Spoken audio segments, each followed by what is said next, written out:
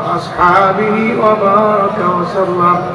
اللهم صل على سيدنا ونبينا وشفيعنا وحبيبنا ومولانا محمد صلى الله عليه وعلى آله وأصحابه وبارك وسلم চরমনের ময়দানে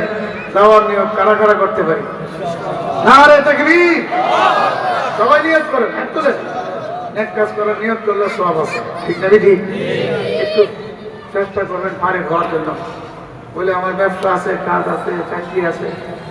বাইরে আল্লাহ না করো অসুস্থ হয়ে গেলে হাসপাতালে নিলে যদি ভর্তি করে থাকা লাগবে 5 দিন তখন কি করবেন ব্যবসা